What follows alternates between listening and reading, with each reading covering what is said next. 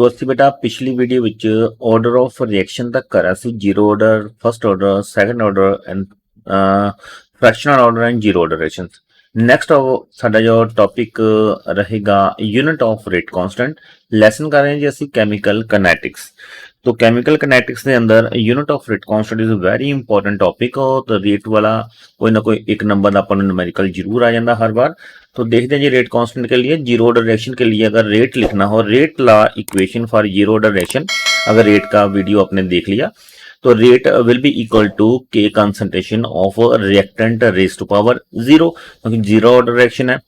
तो रेट को अगर ऐसे लिखा जाएगा जीरो ऑर्डर के लिए तो इसका जो यूनिट है निकालना है रेट कांस्टेंट का। रेट कांस्टेंट इज के, तो के को अपनी तरफ रखो और जो कंसंट्रेशन रिएक्टेंट है दूसरी तरफ जाके डिनोमिनेटर बनेगा जी।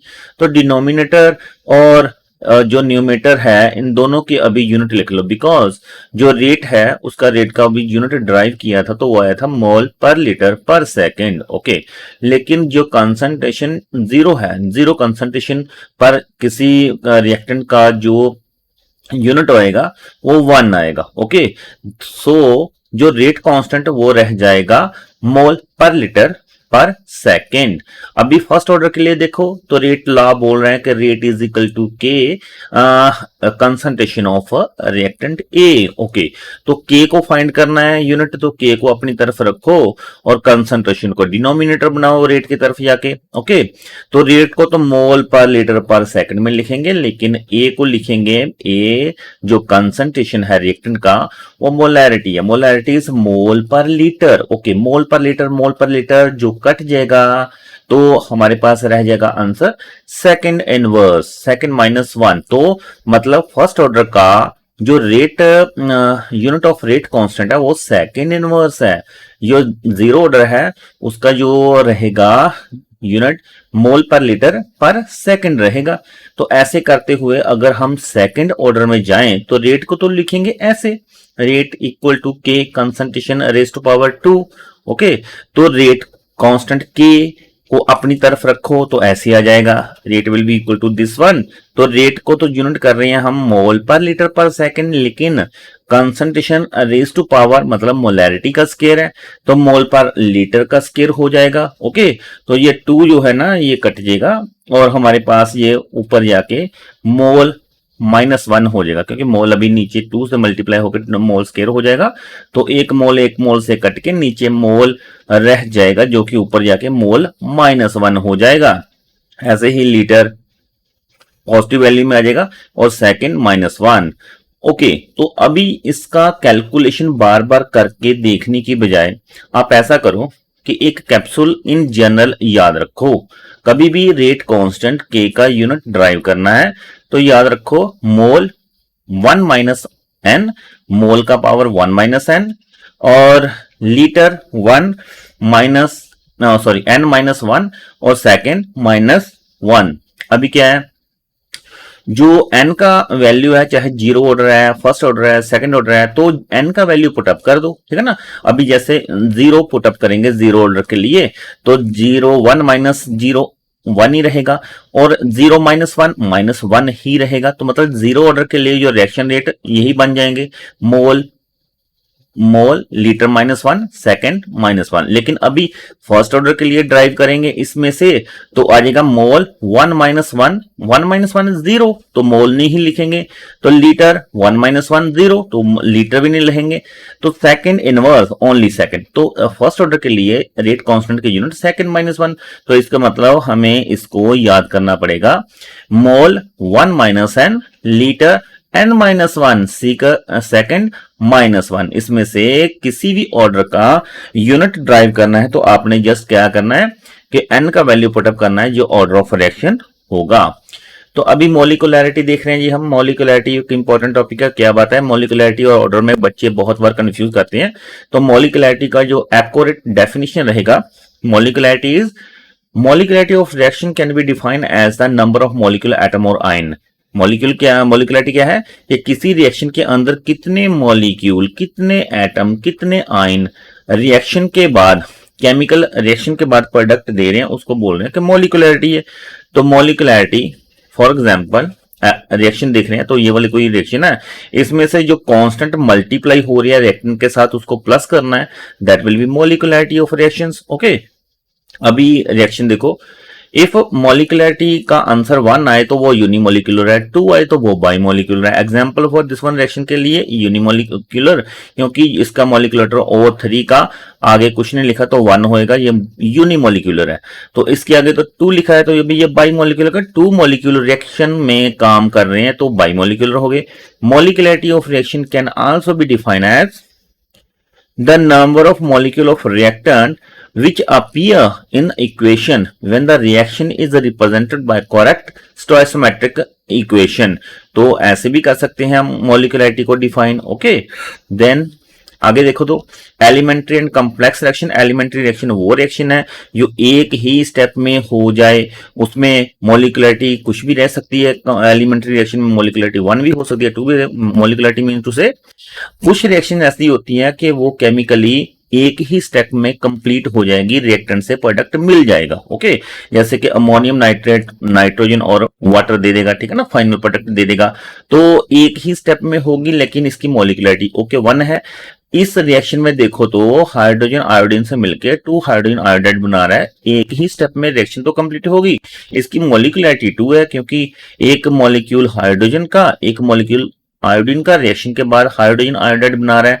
तो रिएक्टेंट के मॉलिक्यूल कितने रिएक्ट करे? 2, तो मॉलिकुलरिटी इज 2। ओके, मॉलिकुलरिटी 2, 1, 2, 3 कुछ भी आएगा लेकिन एक ही स्टेप में रिएक्शन होगी तो इसको बोलेंगे elementary reaction. Chemical reaction take place in single step called elementary reaction, और reaction which take place in a number of steps, जो रिएक्शंस नंबर ऑफ स्टेप्स में हो जाए, एक स्टेप में कंप्लीट ना हो, जैसे कि डीकंपोजिशन ऑफ हाइड्रोजन पेरोक्साइड बोल रहे हैं, H2O2 को डीकंपोज करना है, H2O2 को डीकंपोज करना है तो ऑक्सीजन तो इसमें से निकलेगी, लेकिन फर्स्ट स्टेप में आयोडीन के साथ जब डीकंपोज करेंगे तो वाटर और आयोडाइड ऑक्सीजन के आयन ही मिलेंगे, ठीक है ना। अभी ये वाले जो आयन IO नेगेटिव आयन मिले हैं, ये IO नेगेटिव आयन फिर से H2O2 से रिएक्शन करेंगे, देखो दूसरे स्टेप में है, तो हमें फाइनल प्रोडक्ट देंगे। ओके, तो फाइनल प्रोडक्ट तो दूसरी रिएक्शन में जाके मिले, पहली रिएक्शन में तो थोड़ी सी तैयारी की है रिएक्शन ने अपनी, तो 2 रिएक्शन में कंप्लीट हुई है। तो 2 या 2 से ज्यादा स्टेप में अगर कोई रिएक्शन कंप्लीट हो रही है, ठीक है ना, फाइनल प्रोडक्ट 2 या 2 से ज्यादा स्टेप में दे रही है तो उसको हम बोलेंगे कॉम्प्लेक्स रिएक्शन है। ओके, तो उस कॉम्प्लेक्स रिएक्शन अगर 2 या 2 से ज्यादा स्टेप में कंप्लीट हो रही है तो उनमें से सारे स्टेप की जो स्पीड है ना, सभी रिएक्शन जो स्टेप्स है उनकी स्पीड इक्वल नहीं होती। तो किसी की रिएक्शन की स्पीड स्लो है, किसी की रिएक्शन की स्पीड फास्ट है।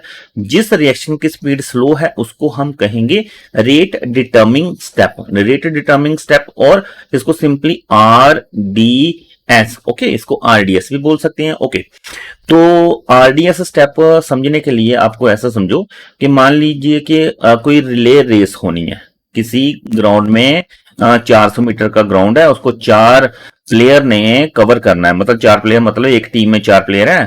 तो रिले रेस में क्या होता है कि एक पहला प्लेयर दूसरे प्लेयर को जाके अपनी स्टिक देता है, तो फिर से वो आगे भाग के तीसरे आदमी को अपनी स्टिक देता है, देन लास्ट वाले को अपनी स्टिक देता है। तो ऐसे कंप्लीट चारों ने कंप्लीट करनी है अपनी एक रेस। ओके, इसमें क्या होएगा तो जो सबसे स्लो प्लेयर होएगा, कोई सारे प्लेयर की तो स्पीड एक समान नहीं रहेगी, उसमें से किसी प्लेयर की स्पीड सबसे स्लो भी होगी। तो जिस प्लेयर की स्पीड सबसे स्लो रहेगी उसी पर डिपेंड करेगा कि वो जो रेस है वो कितने टाइम में कंप्लीट होगी, ठीक है ना। तो जो सबसे स्लो है उसके ऊपर डिपेंड करती है कि वो रेस कितनी टाइम लेगी कंप्लीट होने को। ऐसे ही जो रिएक्शन के स्टेप होंगे उन स्टेप में से जो सबसे स्लो स्टेप है, जो रिएक्शन स्टेप में कंप्लीट होगी उसमें से जो सबसे स्लो स्टेप है उसी को हम बोलेंगे रेट डिटर्मिंग स्टेप और RDS। ओके जी, देन चलते हैं आगे। Difference between order and molecularity. तो ऑर्डर एंड मॉलिकुलरिटी को स्टूडेंट्स कई बार कंफ्यूज कर देते हैं, लेकिन इनके अंदर बहुत बड़ा डिफरेंस है। जो ऑर्डर है ये सम है पावर, कंसंट्रेशन पावर का रेटला इक्वेशन में कंसंट्रेशन पावर का जो सम करेंगे वो ऑर्डर ऑफ रिएक्शन है, लेकिन मॉलिक्युलैरिटी है नंबर ऑफ रिएक्टिंग स्पीसीज, जो एक्चुअली स्पीसीज रिएक्ट कर रही हैं वो है मॉलिक्युलैरिटी। ऑर्डर एक्सपेरिमेंटली डिटरमाइन कर रहे हैं, और जो मॉलिक्युलैरिटी ये तो थ्योरेटिकल कंसेप्ट है।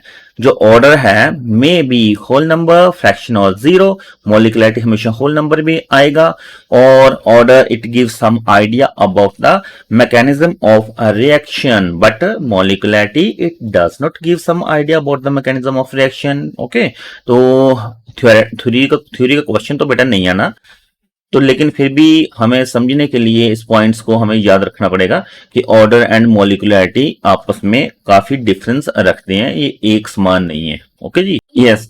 फर्स्ट ऑर्डर रिएक्शन के लिए देखो तो in this class of reaction the rate of reaction is proportional to first power of concentration of reactant R, for example this one. Okay, तो मान लीजिए कोई रिएक्शन है आर पी से बदल रही है, रेट को हम ऐसे लिख देंगे। तो रेट को ऐसे लिखने के बाद जो रेट है, रेट को ऐसे कंसंट्रेशन रिएक्टेंट में भी लिख सकते हैं डिनोमिनेटर टाइम के साथ, और रेट को रेटला इक्वेशन ऐसे बोल रहे हैं ऐसे भी लिख सकते हैं, ठीक है ना।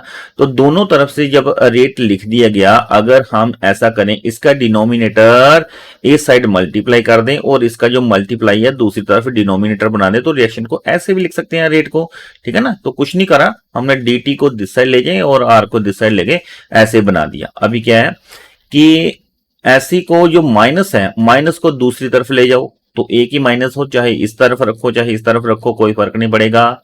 तो हमने क्या करना है, ये सारी चेंजेस कर रहे हैं, हमने इंटेग्रेशन लेना है। इंटेग्रेशन के लिए जो r है, जो अभी देखा हमने, जो ये वाला r है, और इक्वल टू माइनस के T plus I, equation number 1। Again I is the constant of integration when t is equal to 0. t 0 रहेगा तो ऐसे इक्वेशन बन जाएगा, जो r है वो r नॉट के बराबर होएगा, where r not is the initial concentration of a reaction. Therefore, equation 1 can also be written as this one 0, where इसका जो आंसर पुट अप करेंगे t का 0 वैल्यू, तो I equal to r naught आएगा। तो substituting the value of I in equation, first I का जो equation का वैल्यू पहले हमने इक्वेशन नंबर 1 में रखा था उसको पुट कर लो, तो natural log R this will be equal to this one. तो रीअरेंज कर लो, थोड़ा सा इसको सेटिंग कर लो, तो ये वाली इक्वेशन बनेगी। और फर्दर ओनली के का वैल्यू फाइंड आउट करना है, तो दिस वन हो जाएगा जी। देन के का वैल्यू, ये नेचुरल लॉग को लॉग में कन्वर्ट करना है, नेचुरल लॉग को लॉग में कन्वर्ट करना है, तो हमें मल्टीप्लाई करना पड़ेगा 2.303 बाई टी। किसी में कुछ चेंज नहीं करा, जस्ट नेचुरल लॉग को लॉग में चेंज करा, तो दिस वन वैल्यू आ जाएगा। तो दिस वन वैल्यू के साथ अगर हम एक ग्राफ प्लॉट करें कंसंट्रेशन रेशियो और टाइम के लिए, तो स्लोप हमें मिलेगा। तो जो वो स्लोप है, वो slope will be equal to K by 2.303। Half life of reaction देखो तो the half life of reaction is the time in which concentration of reactants reduce to half. तो हाफ लाइफ रिएक्शन एक ऐसी reaction है जिसमें जो reaction start हुई है उस रिएक्शन में से जो रिएक्टेंट है उनकी कंसंट्रेशन बिल्कुल हाफ रह जाए। तो किस टाइम में हाफ रिएक्शन कंप्लीट हुई, कितना टाइम लगा किसी रिएक्शन को कि उसके जो रिएक्टेंट की कंसंट्रेशन है वो हाफ रह गई, तो उसी को हम बोल रहे हैं half life reaction. For zero order reaction को देखें तो जीरो ऑर्डर रिएक्शन के लिए के को ऐसे लिखा जा सकता है, टी जो है, अगर टी जो टाइम है हाफ टाइम बीत जाए, मतलब कि टी अगर टी 1/2 है तो इक्वेशन को ऐसे लिखेंगे, फिर से हम आर ये वाला बन जाएगा, ठीक है ना। तो कंसंट्रेशन हाफ हो जाएगी, तो rate constant T half becomes equal to this one, और T half will be equal to this one. जो ये वाला इक्वेशन मैथमेटिकल रिलेशन ऐसे आ जाएगा। It is clear that T half for zero order reaction is directly proportional to initial concentration of a reactant and inversely proportional to rate constant. Okay, inversely proportional to rate constant आ रहा है, ठीक है ना। तो directly proportional to initial concentration and inversely proportional to rate constant आ रहा है, जो वो half life का reaction है mathematically. Half life of reaction for first order reaction. First order reaction के लिए जो हाफ लाइफ के ना बहुत सारे न्यूमेरिकल आएंगे आपको। तो जो फाइनल रिलेशनशिप याद रखने के लिए है, t half life equal to 0.693 divided by k, और किसी टाइम टी हाफ का वैल्यू गिवन होएगा और आपको के फाइंड करना है। लेकिन कई बार आपको के कांस्टेंट का वैल्यू गिवन होएगा और आपको उस रिएक्शन के लिए T half time find out करना है। लेकिन ये सारा कुछ जो काम है ये हो रहा है अपना फर्स्ट ऑर्डर रिएक्शन के लिए। तो देखो ये, तो के इक्वल टू अभी हमने करा था कि 2.303 डिवाइडेड बाय के log this one, natural log को हटाया और वैल्यू हमने दिस वन पुट अप कर दिया। ओके, तो दिस वन को मल्टीप्लाई करने के बाद अभी क्या है कि अगर इस टी को जो डिनोमिनेटर है के की तरफ ले जाए ऐसे, तो ये वाला इक्वेशन ऐसे बन जाएगा। ऐसे बनाने के बाद जो टी है, रिएक्शन हाफ लाइफ का हमने काम करना है at half life. Half life क्या होएगा, जो कंसंट्रेशन रिएक्शन का है वो हाफ रहना चाहिए। तो फाइनल कंसंट्रेशन हाफ के बराबर करना है।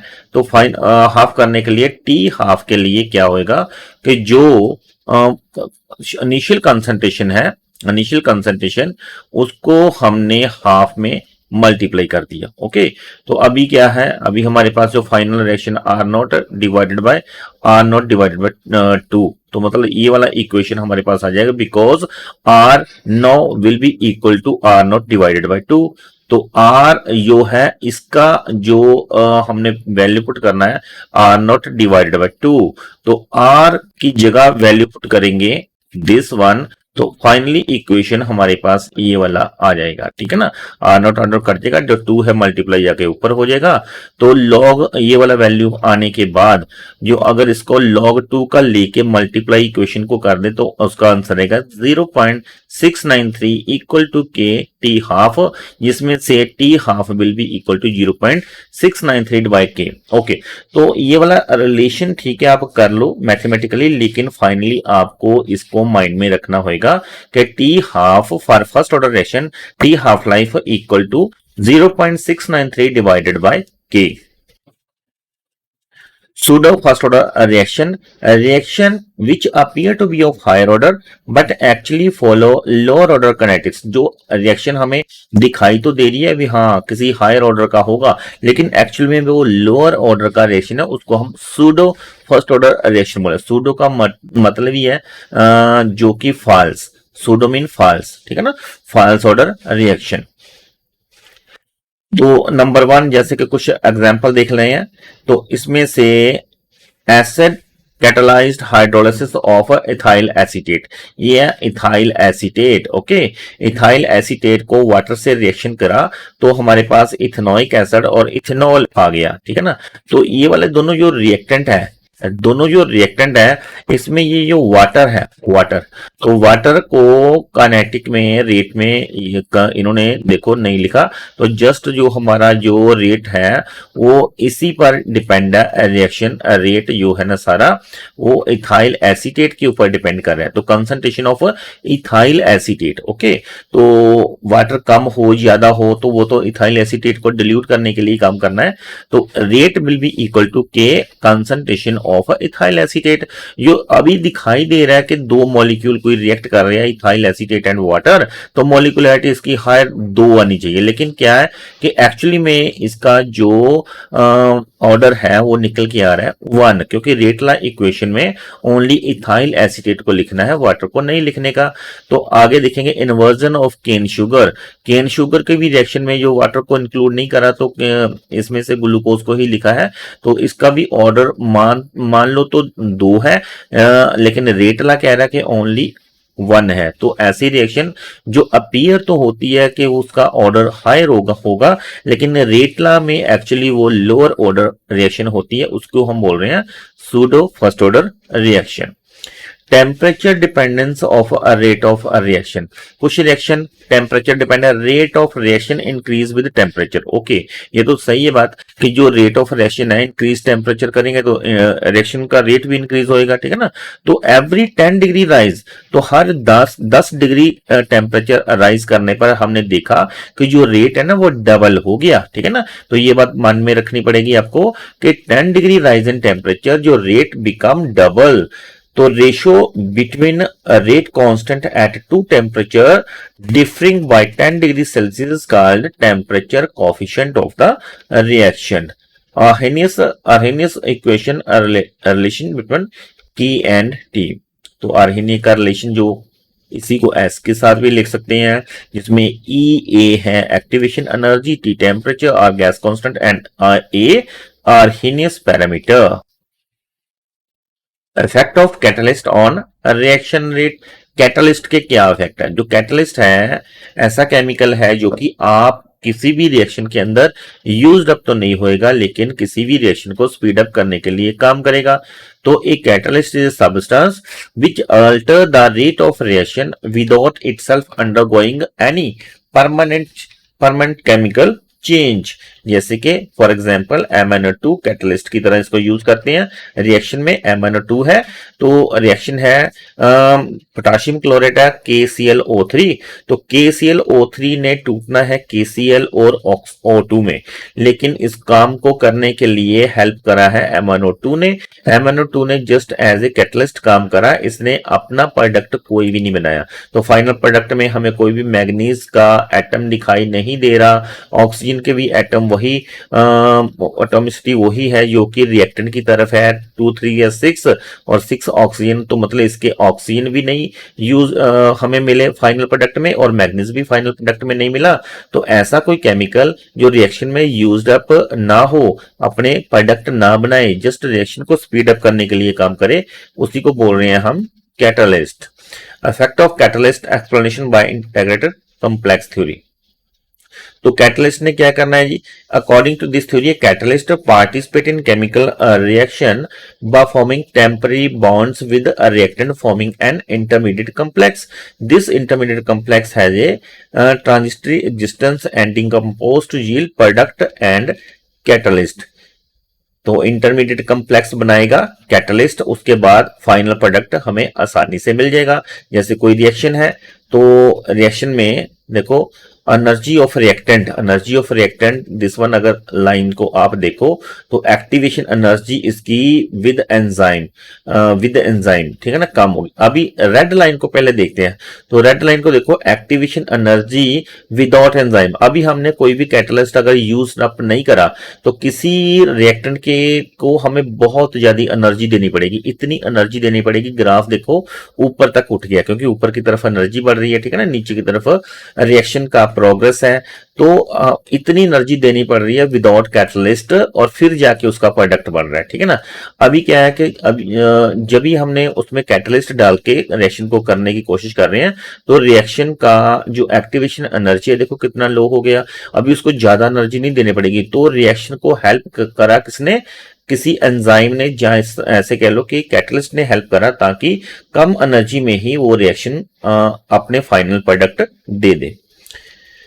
फीचर्स ऑफ कैटलिस्ट कैसा होना चाहिए, catalyst does not initiate a reaction, it only catalyzes some spontaneous reaction which is underway. It is also found that catalyst does not change the equilibrium constant of the reaction. It only helps to attain the equilibrium faster. It catalyzes the forward as well as backward direction to the same extent so that the equilibrium state remains same but it is reached earlier. Okay, तो ये feature है catalyst का theoretically.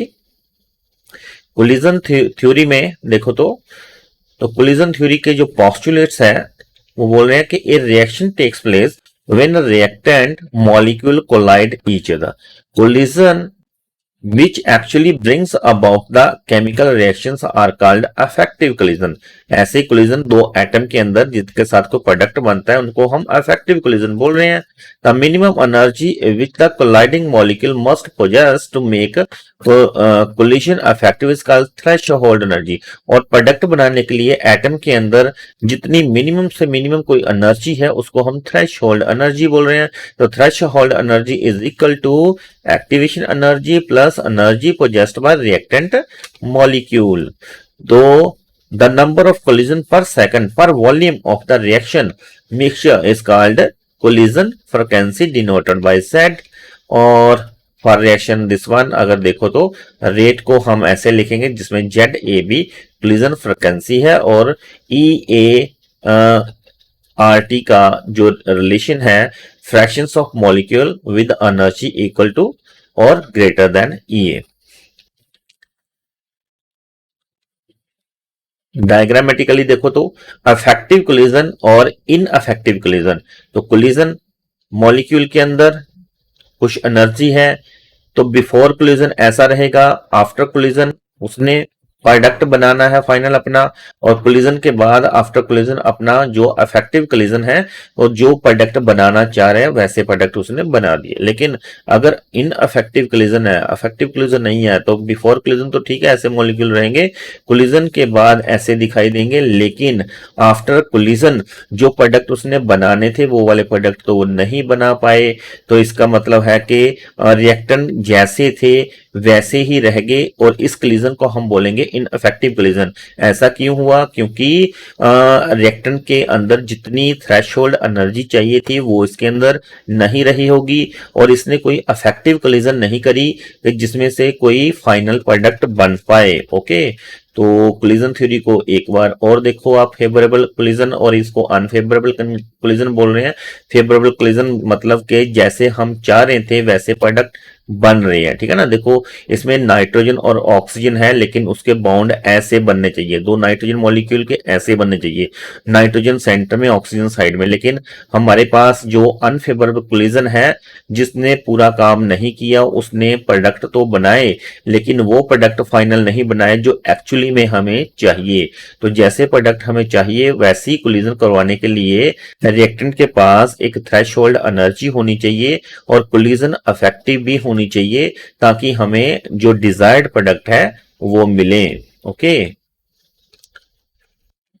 Okay जी बेटा, ये अपना lesson सी chemical kinetics और इसके अंदर अपन ओनली न्यूमेरिकल क्वेश्चन आना है। मेन तो रहेगा अपन न्यूमेरिकल की इसके अंदर प्रैक्टिस करनी है। थ्योरेटिकली इसको एक बार वीडियो को सुन लो और न्यूमेरिकली इस वीडियो को न्यूमेरिकल जो इसमें से आएंगे 1 नंबर 3 नंबर के, वो सारे के सारे न्यूमेरिकल जो है जिस टाइप के भी न्यूमेरिकल आएंगे उन सब का मैं एक वीडियो जो है ना आपको इसके बाद एज ए होमवर्क सेंड करूंगा। Okay bye.